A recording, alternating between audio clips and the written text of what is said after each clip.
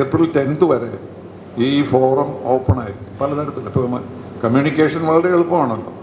അപ്പോൾ ഫോണിലായാലും ഇൻ്റർനെറ്റിലായാലും നേരെ ആയാലും വർത്തമാനത്തിലായാലും എല്ലാം നിങ്ങളുടെ ഏറ്റവും പ്രധാനപ്പെട്ട ആവശ്യങ്ങൾ നമ്മൾ സ്വീകരിക്കുക. അത് ചർച്ച ചെയ്തിട്ട് അതിൽ എന്താണ് ചെയ്യുന്നത്. ശ്രീ രാജീവ് ചന്ദ്രശേഖർ എപ്പോഴും പറയുന്നൊരു കാര്യം, ഞാൻ ചെയ്യുന്നതേ പറയുന്നതെല്ലാം ചെയ്തേക്കും. അപ്പോൾ അതിന് നമ്മൾ അദ്ദേഹത്തെ ടെസ്റ്റ് ചെയ്യുകയാണ്. അദ്ദേഹത്തോട് നമ്മൾ പറയുകയാണ് ഇതെല്ലാമാണ് നമ്മൾ ചെയ്യേണ്ടത്. അത് അദ്ദേഹം നോക്കിയിട്ട് അദ്ദേഹത്തിൻ്റെ കഴിവിൽ, അദ്ദേഹത്തിൻ്റെ എക്സ്പീരിയൻസിൽ നിന്ന് ഏതൊക്കെ ചെയ്യാൻ കഴിയും, ഏതൊക്കെ ചെയ്യാൻ കഴിയില്ല എന്ന് അദ്ദേഹത്തിന് നമ്മളോട് പറയാൻ കഴിയും. അപ്പോൾ അങ്ങനെ ഒരു മാനിഫെസ്റ്റോ ക്രിയേറ്റ് ചെയ്യുക. ഈ 10-ാം തീയതിക്ക് മുമ്പ് ആളുകളുടെ എല്ലാ അഭിപ്രായങ്ങളും, നമുക്ക് അഭിപ്രായം ഇല്ലയെന്നല്ല, നമുക്ക് ഇതെല്ലാം അറിയാവുന്നതാണ്. പക്ഷേ അത് ഓതൻറ്റിക്കായിട്ടൊരു ക്രോഡീകരിച്ച ആശയങ്ങൾ, ആവശ്യങ്ങൾ അതെങ്ങനെ നിറവേറ്റാൻ കഴിയും എന്ന് ജനങ്ങളുടെ മുന്നിലേക്ക് പോവുക എന്നുള്ളതാണ് ഈ കമ്മിറ്റിയുടെ പ്രധാനമായ ഉദ്ദേശം. ഇതിൽ രാഷ്ട്രീയത്തിന് മുകളിൽ രാഷ്ട്രീയ പാർട്ടികളില്ലാത്തവർക്കുമൊക്കെ സഹകരിക്കാം, നമ്മളാരെയും ഒഴിവാക്കുന്നില്ല. അപ്പോൾ ജനങ്ങളുടേതായ അഭിപ്രായങ്ങൾ ഒന്നിച്ചു കൊണ്ടുവരിക, അത് നമ്മുടെ സ്ഥാനാർത്ഥിയുടെ മുമ്പിൽ അവതരിപ്പിക്കുക, അദ്ദേഹം അതെങ്ങനെ ചെയ്യുമെന്ന് നമ്മളോട് പറഞ്ഞു തരിക എന്നുള്ള ഒരു ഉദ്ദേശത്തോടു കൂടിയാണ് ഞങ്ങൾ ഈ സംരംഭം തുടങ്ങിയിരിക്കുന്നത്. അതിൽ നിങ്ങളുടെ എല്ലാം സഹകരണം ഉണ്ടാകുമെന്ന് പ്രതീക്ഷിക്കാം. നമുക്കത് മാത്രമേ ഉദ്ദേശമുള്ളൂ. തിരുവനന്തപുരം എങ്ങനെ നന്നാകണം, കേരളം എങ്ങനെ നന്നാകണം, ഇന്ത്യ എങ്ങനെ നന്നാകണമെന്ന് മാത്രം. അപ്പോൾ ആ ഒരു ഉദ്ദേശത്തോടു കൂടിയാണ് ഞാൻ എന്നോട് ഈ ആവശ്യപ്പെട്ടപ്പോൾ ഞാനതിനെ സമ്മതിച്ചത്. അതാണ് ഗുണം. ഒരു പാർട്ടി ഇല്ലാത്തത് കൊണ്ട് ഓരോ തെരഞ്ഞെടുപ്പ് വരുമ്പോഴും ആരാണ് നല്ലത് എന്ന് വിചാരിച്ചാൽ അവരോട് സഹകരിക്കാനുള്ള അവസരം എനിക്ക് ലഭിക്കുന്നു. അപ്പോൾ അതുകൊണ്ടാണ് ഞാൻ ഈ തീരുമാനത്തിലെത്തിയതും ഇത് സഹകരിക്കാമെന്ന് സമ്മതിച്ചത്. വളരെ നന്ദി. അടുത്തത്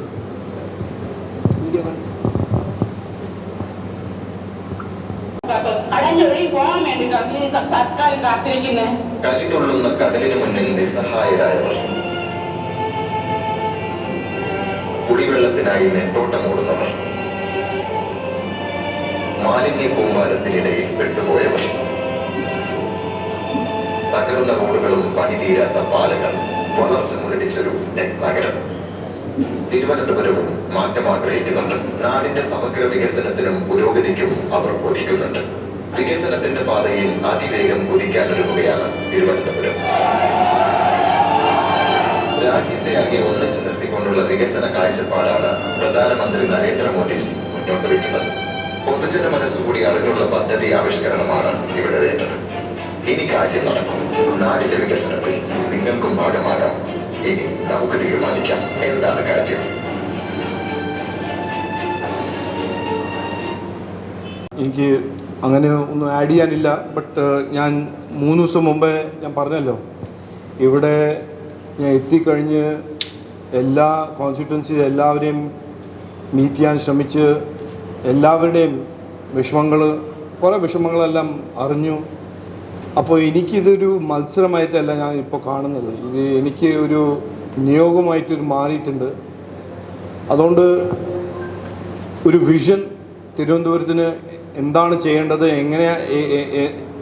എന്താണ് മാറ്റം വേണ്ടത്, എങ്ങോട്ടാണ് നമ്മൾ പോകേണ്ടത്, എൻ്റെ മനസ്സിൽ കുറേ ഐഡിയാസ് ഉണ്ട്. ഞാൻ പറഞ്ഞ മാതിരി ആദ്യം പറഞ്ഞിട്ടുണ്ട്, ഒരു ടെക്നോളജി ഹബ്, ഒരു knowledge research hub, tourism, sports, blue economy, അങ്ങനെ കുറേ ഒരു ഹൈ ലെവൽ ഐഡിയാസ് ഉണ്ട്.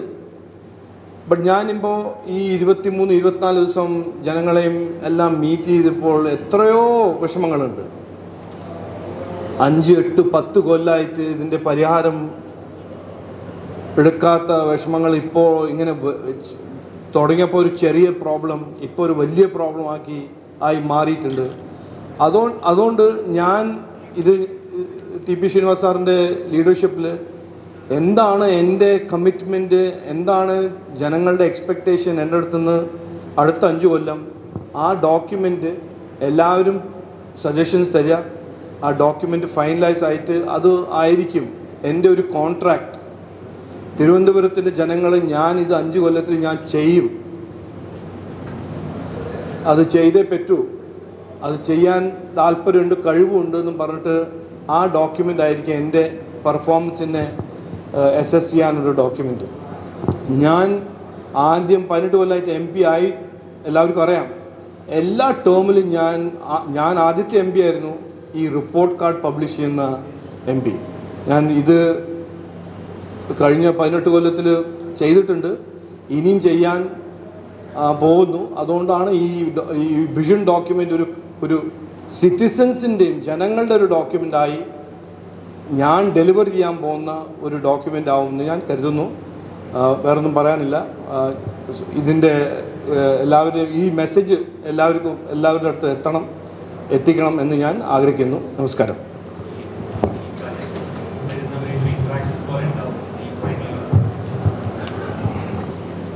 അത് ഞാനിപ്പോൾ എല്ലാ ദിവസവും മീറ്റ് ചെയ്യുന്നുണ്ടല്ലോ, വിഷമങ്ങളെല്ലാം കേൾക്കുന്നുണ്ടല്ലോ, അപ്പോൾ ആ ഇൻട്രാക്ഷൻ നടക്കുന്നുണ്ട്.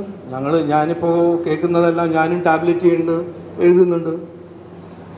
ഇമ്മീഡിയറ്റ്ലി എന്താ ചെയ്യാൻ പറ്റുന്നത് അതെല്ലാം ചെയ്യുന്നുണ്ട്. അത് ആ ഇൻട്രാക്ഷൻ വിൽ കണ്ടിന്യൂ. അത് 25-ാം തീയതി 23-ാം തീയതി വരെ ആ ഇൻട്രാക്ഷൻ കണ്ടിന്യൂ ചെയ്യും.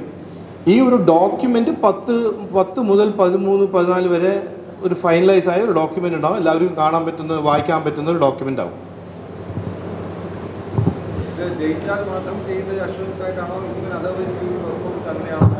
ഞാൻ പറഞ്ഞില്ലേ, എൻ്റെ ഒരു നിയോഗമായി മാറിയിട്ടുണ്ട്. അത് ഇനി ഞാൻ ഇപ്പോൾ കാണുന്നതെല്ലാം വളരെ സങ്കടത്തോടാണ് കാണുന്നത്. ഇങ്ങനെ ഒരു നെഗ്ലിജൻസും ഇങ്ങനൊരു ഡിക്ലൈൻ, അതിന് മാറ്റണം. എനിക്ക് ആഗ്രഹമുണ്ട്, ഞാൻ ചെയ്യും. MP ആയാൽ മിനിസ്റ്റർ ആയാൽ ചെയ്യാൻ കഴിവ് ജാസ്തി, അത് എല്ലാവർക്കും അറിയാമല്ലോ. അതൊരു കോമൺ സെൻസ് ആണല്ലോ.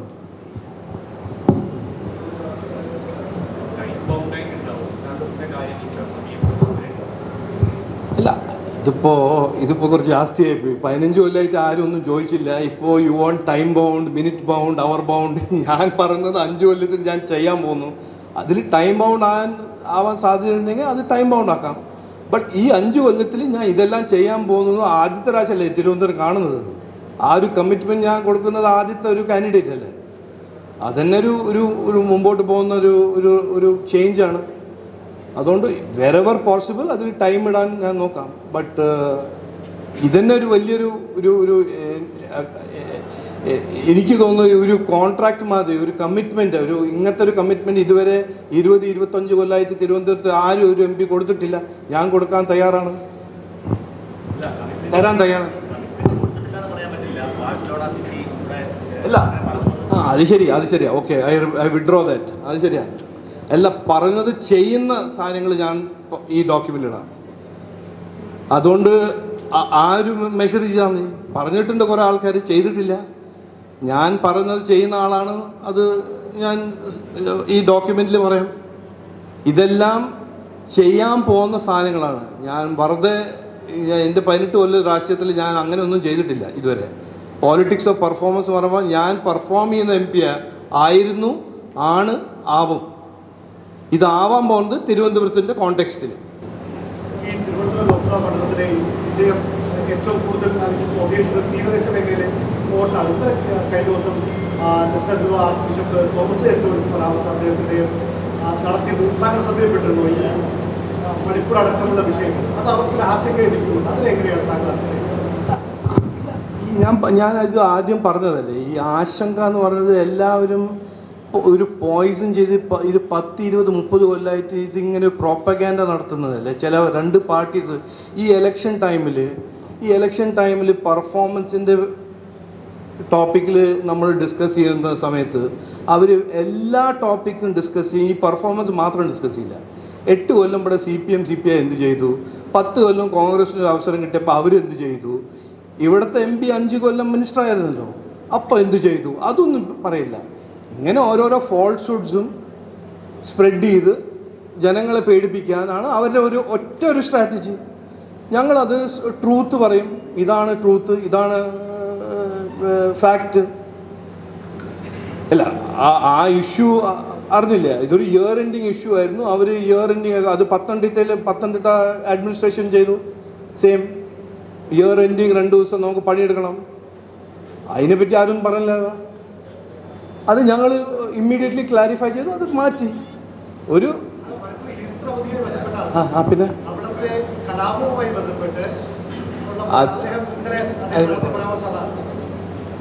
ക്രൈസ്തവർക്ക് അതിൽ എത്രയോ പ്രാവശ്യം ക്ലാരിഫൈ ചെയ്തതാണ്. ഇങ്ങനെയാണ് അദ്ദേഹം പറഞ്ഞത്. അനു, അതായത് അത് ദേശീയ തലത്തിൽ തന്നെ ഒരു മണിപ്പൂർ നടന്ന സംഭവമായിട്ട് ബന്ധപ്പെട്ട് ഒരു സഭ ഒരു കാര്യം തീരുമാനിച്ചിട്ടുണ്ട്. ഞങ്ങൾ ഈ വിഷയം തന്നെ പിതാവുമായിട്ട് സംസാരിച്ചു, നെറ്റോ തിരുമേനിയിട്ട് ഞങ്ങൾ സംസാരിച്ചു. കടലോര മേഖലയിലുള്ള ആശങ്ക കടലാക്രമണമാണ്.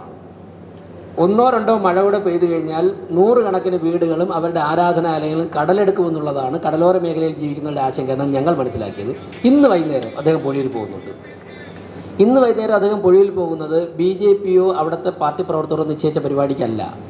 അദ്ദേഹം ആദ്യത്തെ ദിവസം പൊഴിയൂർ ചെന്ന് 5 ദിവസത്തിനകം ആ പ്രശ്നം പരിഹരിച്ച് അതിനുശേഷം അദ്ദേഹം 3ാമത്തെ തവണ അവിടെ പോകുന്നത്. ഇന്ന് അവിടുത്തെ പൊതുസമൂഹത്തിൻ്റെ ആവശ്യപ്രകാരമാണ് അദ്ദേഹം പോകുന്നത്. മാത്രവുമല്ല 63 ചെറുപ്പക്കാർ ഇന്ന് അദ്ദേഹത്തിൻ്റെ പ്രവർത്തനത്തിൽ ആകൃഷ്ടമായി ലാറ്റിൻ കാത്തലിക്സ് വിഭാഗത്തിൽ നിന്ന് BJP ചേരുന്നുണ്ട്. ഞാൻ നേരത്തെ പറയാത്തതാണ്. അപ്പോൾ കടലോരത്തെ ആശങ്ക എന്ന് പറയുന്നത് കടലാക്രമണമാണ്. ഈ ജൂൺ ജൂലൈയിൽ മഴ കഴിയുമ്പോൾ അവർ വീടുകൾ കാണുന്നില്ല. നിങ്ങൾ അതിനെക്കുറിച്ച് ചിന്തിക്കൂ. അതിന് ക്രിയേറ്റീവായിട്ട് കാര്യങ്ങൾ ചെയ്യുന്നതിനെക്കുറിച്ച് ചിന്തിക്കണം. പിന്നെ ഇവിടെ ഞാൻ വിത്ത് പെർമിഷൻ അതൊരു സുഹൃത്ത് ചോദിച്ചു, അദ്ദേഹം ജയിച്ചാൽ അല്ലേ ഈ കാര്യങ്ങൾ നടപ്പിലാക്കുകയുള്ളൂ എന്ന് ചോദിച്ചു. ജയിച്ചാൽ അദ്ദേഹം MP ആവും. സ്വാഭാവികമായിട്ടും ഞങ്ങളൊക്കെ ആഗ്രഹിക്കുന്നു, ഞങ്ങളൊക്കെ പ്രതീക്ഷിക്കുന്നത് അദ്ദേഹം ഏറ്റവും പ്രധാനപ്പെട്ട ഒരു മന്ത്രാലയത്തിൻ്റെ ചുമതല വഹിച്ചുകൊണ്ട് മന്ത്രിയാവുമെന്നാണ് ഞങ്ങളൊക്കെ ആഗ്രഹിക്കുന്നത്, പ്രതീക്ഷിക്കുന്നത്. അപ്പോൾ ജയിച്ചു കഴിഞ്ഞാൽ ഒരു MP കേന്ദ്രമന്ത്രി എന്നുള്ള നിലയ്ക്കുള്ള സാധ്യത കൂടി പരിഗണിച്ചുകൊണ്ട് അദ്ദേഹം കാര്യങ്ങളിലൊക്കെ തന്നെ ഇടപെടും. ഒരു പൊതുപ്രവർത്തകൻ എന്നുള്ള നിലയ്ക്ക്, രാജ്യത്തെ സ്നേഹിക്കുന്ന ഒരു വ്യക്തി എന്നുള്ള നിലയ്ക്ക് അങ്ങ് പരിശോധിച്ച രാജീവേട്ടൻ ഒരിക്കലും പറയില്ല. പക്ഷേ ഈ ചോദിച്ചുകൊണ്ട് ഞാൻ പറയുന്നു, നമ്മുടെ രാജ്യത്തെ സംരക്ഷിക്കുവാൻ വേണ്ടി ആദ്യമായി ജമ്മു കാശ്മീരിൽ പറന്നിറങ്ങിയത് ഡെക്കോട്ട വിമാനമാണ്. അതിൻ്റെ ചരിത്രവും ആരാണ് പറത്തിയതെന്നൊക്കെ അറിയാമല്ലോ. അത് കാലഹരണപ്പെട്ടു പോയ സമയത്ത് അദ്ദേഹം ആ ഒരു വിമാനം വാങ്ങി എയർഫോഴ്സിന് അദ്ദേഹം അതിനെ കൃത്യമായിട്ട് പറക്കുന്ന തരത്തിലേക്ക് പണി കഴിപ്പിച്ച് അദ്ദേഹം എയർഫോഴ്സിന് കൊടുത്തു. ആര് രാജ്യം ഭരിച്ചിരുന്നപ്പോഴാണ്? ഡോക്ടർ മൻമോഹൻ സിംഗ്. അന്ന് BJP അല്ല രാജ്യം ഭരിക്കുന്നത്. രാജീവ് ചന്ദ്രശേഖർ അതിന് നമ്മുടെ രാഷ്ട്രത്തിൻ്റെ ഒരു ചരിത്രത്തിൻ്റെ ഭാഗമായതിന് വാങ്ങി അദ്ദേഹം കൊടുത്തു. അപ്പോൾ അദ്ദേഹം മന്ത്രിയല്ല, ഇന്ത്യ ഭരിക്കുന്ന BJPയും അല്ല. അപ്പോൾ ഒരു പൊതുപ്രവർത്തകൻ്റെ മനസ്സ്. മറ്റു പല കാര്യങ്ങളുണ്ട്, പലപ്പോഴും പറഞ്ഞുകൊണ്ട് ഞാൻ അതിലേക്ക് കടക്കുന്നില്ല. ഞങ്ങളൊക്കെ പൊതുവെ പ്രസംഗത്തിൽ പറഞ്ഞിട്ടുണ്ട്, അദ്ദേഹത്തിൻ്റെ ചെറുപ്പപ്രായത്തിൽ അദ്ദേഹം വിദേശ രാജ്യങ്ങളിൽ പോയി ഇലക്ട്രോണിക് സാങ്കേതിക സ്വായത്തമാക്കിയിട്ട് വേണമെങ്കിൽ ഏറ്റവും മികച്ച ശമ്പളത്തിന് ആ രാജ്യത്ത് തന്നെ ജോലി ചെയ്യാമായിരുന്നു.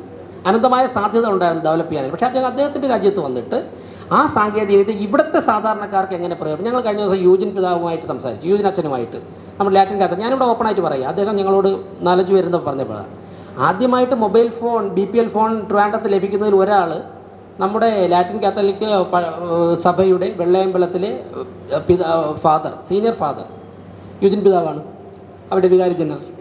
അദ്ദേഹത്തിനാണ് ലഭിക്കുന്നത്. അപ്പോൾ മത്സ്യത്തൊഴിലാളികൾക്കാണ് ആദ്യത്തെ ഫോൺ ലഭിക്കുന്നത്. അപ്പോൾ അദ്ദേഹം സ്വായത്തമാക്കിയ സാങ്കേതികവിദ്യ പതിറ്റാണ്ടുകൾക്ക് മുമ്പ് നാടിന്, ജനിച്ചു വീണ നാടിന് എങ്ങനെ പ്രയോജനപ്പെടുത്തുക? ഇപ്പോൾ അദ്ദേഹത്തെ ഞങ്ങളോടൊക്കെ പറയുന്നത് ആപ്പിൾ കമ്പനിയെ ഞാൻ തിരുവനന്തപുരത്ത് കൊണ്ടുവരും. അദ്ദേഹം ഒറീസയിലും ഉത്തർപ്രദേശിലും തമിഴ്നാട്ടിലും കൊണ്ടുവന്ന് 1.5 ലക്ഷം പേർക്ക് ജോലി കൊടുത്ത ഉദാഹരണം ഇവിടെ ഉണ്ട്. അതിൽ 70% സ്ത്രീകളാണ്. അപ്പം ഞാൻ തന്നെ ചോദിച്ചു, 100 ഏക്കർ സ്ഥലം വേണ്ടേ കേരളത്തിൽ? അദ്ദേഹം പറഞ്ഞു വേണ്ട, ഞങ്ങൾക്കറിയില്ല. 1.5 ലക്ഷം പേർക്ക് ജോലി കൊടുക്കുന്ന സ്ഥാപനത്തിൽ മിനിമം ഒരു 100 ഏക്കർ സ്ഥലം വേണമെന്ന് ഞാൻ മനസ്സിലായി. അപ്പോൾ അദ്ദേഹം പറഞ്ഞു 3-4 ഏക്കർ മതി. ആ എക്സാമ്പിൾ തമിഴ്നാട്ടിലും ഒറീസയിലും ഉത്തർപ്രദേശിലും ഉണ്ട്. പക്ഷേ അദ്ദേഹത്തിന് വിൽ പവറുണ്ട്, ഞാൻ കേരളത്തിൽ കൊണ്ടുവരും. അപ്പോൾ തിരുവനന്തപുരത്തെ ജനങ്ങൾ TP ശ്രീനിവാസനൊക്കെ ഉൾപ്പെടെയുള്ളവരുടെ നേതൃത്വത്തിൽ ഒരു അവസരം ലഭിച്ചാൽ ഒരു MP എന്നുള്ളതൊക്കെ കേന്ദ്രമന്ത്രി എന്നുള്ളതൊക്കെ 5 വർഷം ഓരോ ദിവസവും ചെയ്യാനുള്ള ഒരു പ്ലാൻ കയ്യിലുണ്ട്. അതിനൊരു പിന്തുണയാണ് പൊതുസമൂഹത്തിൻ്റെ ഭാഗത്ത് ഞങ്ങൾ തേടുന്നത്.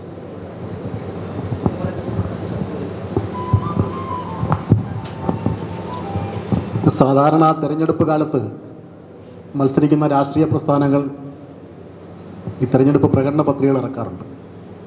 പിന്നെ അവരത് തട്ടിയെടുത്ത് നോക്കുന്നത് അടുത്ത തെരഞ്ഞെടുപ്പ് കാലത്താണ്. പക്ഷെ അതിലൊന്നൊരു വ്യത്യസ്തമായ ഒരു ഭരണമാണ് നമ്മൾ കണ്ടുകൊണ്ടിരിക്കുന്നത്. അതിൻ്റെ പേരിൽ ധാരാളം വിവാദങ്ങൾ നടക്കുന്നുണ്ട്. ഞാൻ അതിലേക്കൊന്നും പോകുന്നില്ല. പ്രകടന പത്രികയിൽ പറഞ്ഞിട്ടുള്ള കാര്യങ്ങൾ ഒന്നൊന്നായി ധൈര്യത്തോടെ നടപ്പാക്കിക്കൊണ്ടിരിക്കുന്ന ഒരു ഗവൺമെൻറ്റിൻ്റെയും ഒരു പ്രസ്ഥാനത്തിൻ്റെയും പ്രതിനിധിയായാണ് ശ്രീ രാജീവ് ജി ഇവിടെ മത്സരിക്കുന്നത്. ഒരു സ്ഥാനാർത്ഥി എന്ന നിലയിൽ പോയി വോട്ട് ചോദിച്ച് തൊഴുതു പോവുക മാത്രമല്ല അദ്ദേഹം ചെയ്യുന്നത്. ഓരോ വിഭാഗത്തെ കണ്ടും അവരുടെ വ്യക്തിപരമായ പ്രശ്നങ്ങളടക്കം ചോദിച്ച് അതിന് പരിഹാരം കാണാൻ കഴിയുന്ന വിധത്തിൽ എന്തെങ്കിലും ചെയ്യാൻ കഴിയുമോ എന്ന് മനസ്സിലാക്കി അത് കുറിച്ചെടുത്ത് തീർച്ചയായും വളരെ ആത്മാർത്ഥമായുള്ള സമീപനമാണ് അദ്ദേഹത്തിൻ്റെ ഭാഗത്തുനിന്ന് ഉണ്ടാകുന്നത്. പൂർണ്ണമായും നമുക്ക് വിശ്വസിക്കാം ഈ നഗരത്തിന്, ഈ നഗരവാസികൾക്ക് ഒരു നല്ല ഭാവി ഉണ്ടാക്കാൻ ഇപ്രാവശ്യം എന്തായാലും നമുക്ക് അവസരം ലഭിക്കും. അതിന് യാതൊരു സംശയവും വേണ്ട. ഈ പ്രകടന പത്രിക നിങ്ങൾക്ക് അനുഭവമുള്ളതാണ്, നിങ്ങൾക്ക് അറിയുന്നതാണ്. പൂർണ്ണമായി നടപ്പാക്കുന്ന ഒരു സമീപനമാണ് ഭാരതീയ ജനതാ പാർട്ടിയുടെ നേതൃത്വത്തിലുള്ള ദേശീയ ജനാധിപത്യ സഖ്യം ഇതുവരെ ചെയ്തിട്ടുള്ളത്, നാളെ ചെയ്യാൻ പോകുന്നതും.